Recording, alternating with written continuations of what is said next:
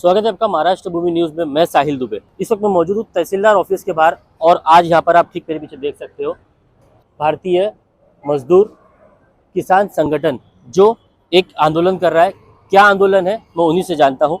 क्या है ये आंदोलन, क्या है ये मुद्दा? मुद्दा हमारा ऐसा है कि यहाँ पर सबसे प्रथम मुद्दा ये है कि अहिल्याबाई होलकर जो थी, हमारी जो फर्स्ट मांग है कि अहिल्याबाई होलकर जी थी, ये राजमाता थी, मराठा साम्राज्य की महारानी।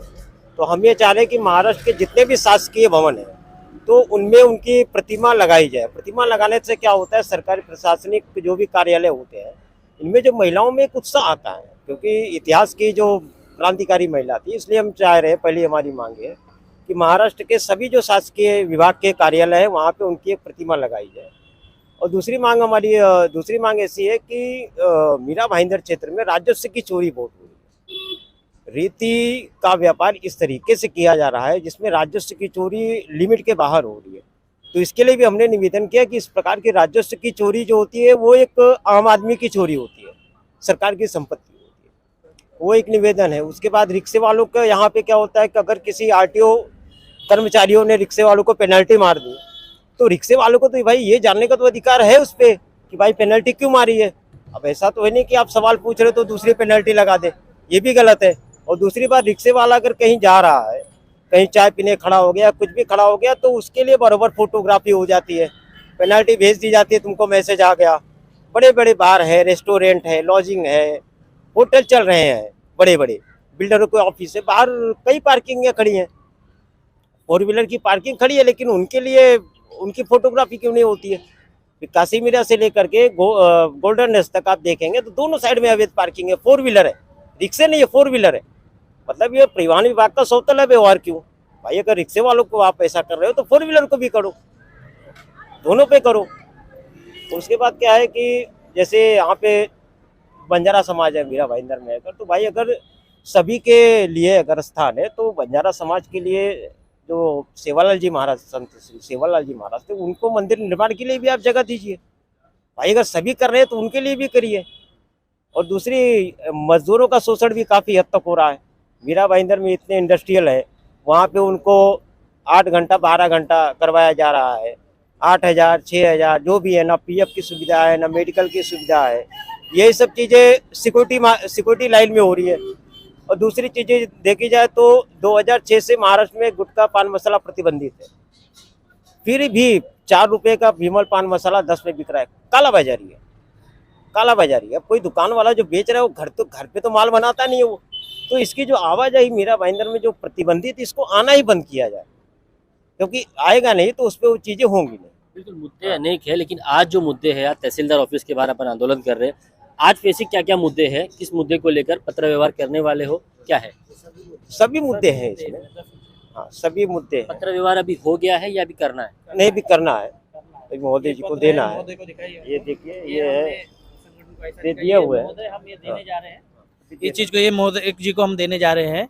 हमारा इस एरिया का, स्थानिक जगह का एक खास मुद्दा भी है। बाजू में टेम्बा हॉस्पिटल है, शासन के अंतर्गत आता है ये हॉस्पिटल। शासन ने यहाँ के लोगों को, स्थानिक लोगों को सुविधा देनी चाहिए। यहाँ पे डॉक्टर्स की कमी है। ऑलरेडी कुछ भी पेशेंट आता है, कोई भी आता है तो उनको बाहर शताब्दी भेज दिया जाता है या कहीं केम नायर भेजा जाता है। कभी पूछते हैं हमारे पास डॉक्टर नहीं है, कोई वार्ड नहीं। अभी इतना 3 माले का हॉस्पिटल बनाया हुआ है, इनके अंदर फैसिलिटी देनी चाहिए ना, गरीबों के लिए इनकी होनी चाहिए ना। इनके अंदर जो जरूरत है सारी चीज़ें उपलब्ध महाराष्ट्र शासन ने करानी चाहिए। इसके स्थानिक नगर पालिका ने इसका दखल लेना चाहिए।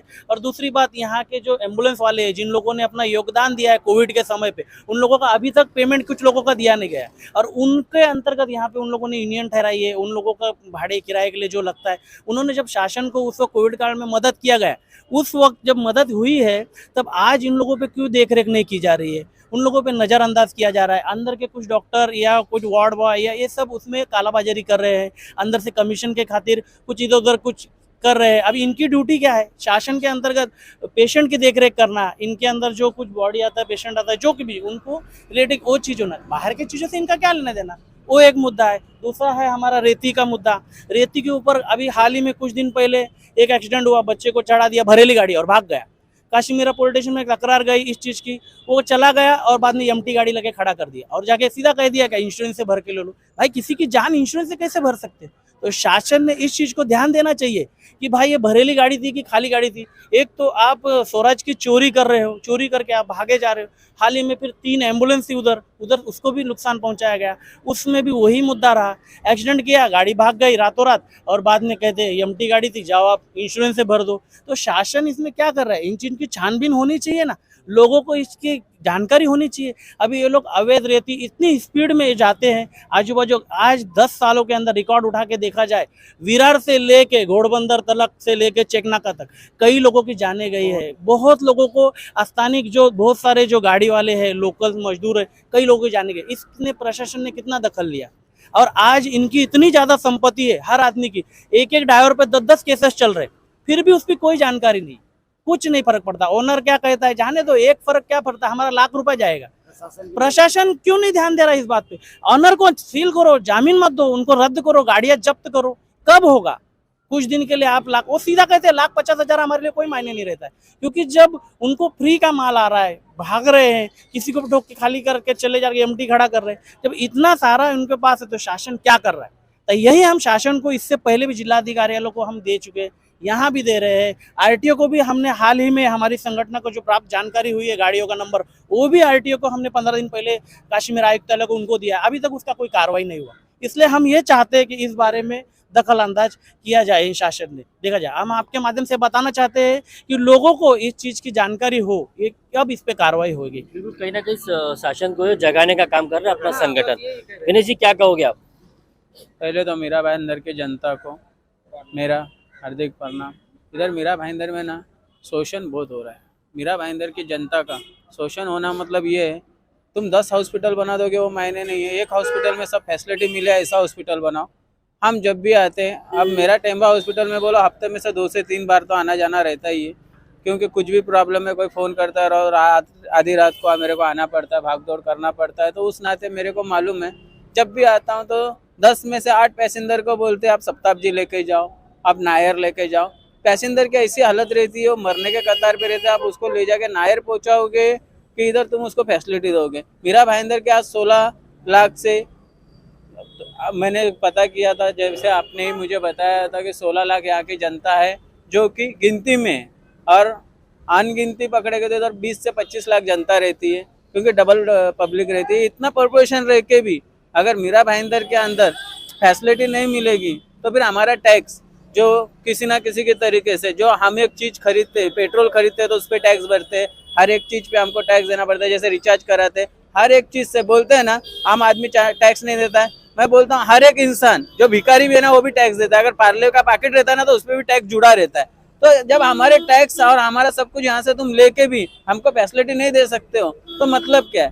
तो हमको 10 हॉस्पिटल की जरूरत नहीं है, तुम इतने बड़े बड़े हॉस्पिटल बनाओ, उसमें हमको फैसिलिटी दो कि हमारा आदमी आए यहाँ से मरे नहीं, और यहाँ से उस आदमी की कंडीशन ऐसे रहती है वो टाइम पे पेशेंट की, सरकारी हॉस्पिटल में जो आता है उसकी आमदनी की पेशेंट की प्रॉब्लम रहती है। ये लोग अपना पल्ला झाड़ने के लिए बोलते हैं नायर लेके जाइए। अरे नायर कहाँ जाएगा वो बंदा? यहाँ से नायर जाते जाते मर जाता है, तो इसकी जवाबदारी लेनी चाहिए। ये जवाबदारी किसकी है? ये जवाबदारी यहाँ के नगर पालिका की है। यहाँ के लोगों की सुविधा की बात करो तो काफी कम, बिल्कुल नहीं है, सुविधा है ही नहीं है। ये हॉस्पिटल में सुविधा बिल्कुल है ही नहीं के बराबर है। क्योंकि मैं इधर आता हूँ तो मुझे मालूम है इस हॉस्पिटल में मेरी नहीं बोलेगा तो आज ये हफ्ते में तो मेरा 3 चक्कर हो गया, 2 आदमी मर गए। जैसे कि मेरा एक दोस्त चला गया 3 तारीख को, एक मेरे माँ नानी चली गई, मेरे दोस्त की माँ चली गई। ऐसे हम लोग को कैसे बहुत फील होता है जब भी आते हैं। हॉस्पिटल नाम के लिए रह गया, हॉस्पिटल का कोई वैल्यू नहीं रह गया। हॉस्पिटल में सुधारना हो जाए और किया जाए।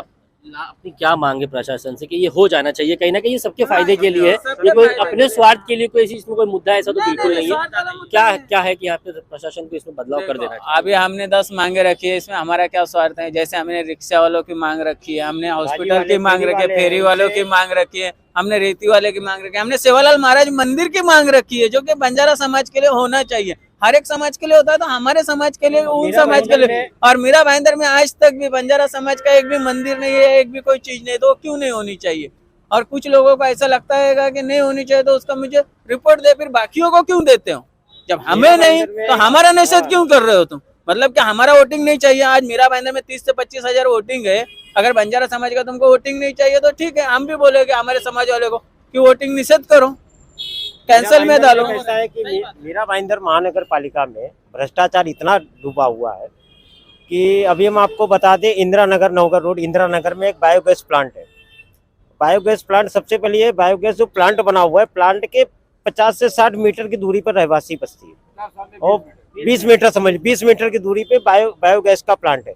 और बायोगैस प्लांट के में कल को अगर कोई हादसा हो जाता है, क्योंकि बड़े बड़े जो प्लांट होते हैं उसमें हादसा ज़्यादा होता है, कल को उसमें अगर कोई हादसा हो जाता है तो नुकसान जनता का होगा, फिर उसकी भरपाई कौन करेगा। और दूसरी बात है कि वहाँ जो बायोगैस प्लांट बनाया गया है ना, उसको जो भरनी की गई है तो मैंग्रोव के ऊपर भरनी करके बनाई गई है। और मुझे तो जहाँ तक मेरी जानकारी है, मुझे तो इतनी जानकारी है नहीं कि मैंग्रोव को नष्ट करने का अधिकार किसी को नहीं होता। और कहीं ना कहीं अपन यही चाहते हैं कि अनेक मुद्दे अगर ऐसा निकालेंगे तो जितनी आप बात कर रहे हो उससे कई गुना ज्यादा ऐसे मुद्दे निकल कर आएंगे। लेकिन अपना कहना ये है कि कहीं ना कहीं अब सुन लेना चाहिए, और ये निजी स्वार्थ के लिए तो है नहीं, लोगों के स्वार्थ के लिए आप कुछ कहना चाह रहे हैं? हाँ, मैं ये कहना चाहता था, जैसे कि अभी रिक्शे का भाड़ा भर के हो गया है, कुछ 2 महीना होने आ गया। अब 2 महीने में इधर का शेयरिंग भाड़ा बढ़ा ही नहीं है। तो ये आईटीओ का काम होता है कि शेयरिंग भाड़ा भाई, जैसे कि 12 बजे के बाद टाइम बढ़ गया, टाइमिंग हो गया आपका, टाइमिंग होने के बाद में तो आज 2 महीने से अगर एक रिक्शा वाले का 200 रुपया लॉस हुआ तो किसका हुआ? रिक्शे वाले का हुआ। और पुणे में यही भाड़ा जो मीटर का 25 रुपया है, तो इधर 23 रुपया क्यों? बम्बई में, बम्बई जैसे सिटी में महंगाई, इधर इतनी महंगाई है, तो ऐसे सिटी में इधर भी 25 रुपया देना चाहिए। यह आईटीओ से भी हमारी ये मांग है और ये हम लोग सब ऊपर तक ये लेके जाने वाले हैं। ये है संगठन जो एक अलग अलग मुद्दों को लेकर, कहीं ना कहीं मुद्दे कहूँ तो मैं बहुत सारे मुद्दे हैं जिसमें निजी स्वार्थ, अगर मैंने जितनी बात की जिसमें निजी स्वार्थ बिल्कुल भी नहीं है। जो भी बात है वो हॉस्पिटल को लेकर के, यहाँ के प्रशासन को लेकर के, अनेक ऐसे मुद्दे हैं जो ये संगठन चाहती है कि इस पे काम हो, और इसी पे आज ये लोग मोर्चा कर रहे हैं।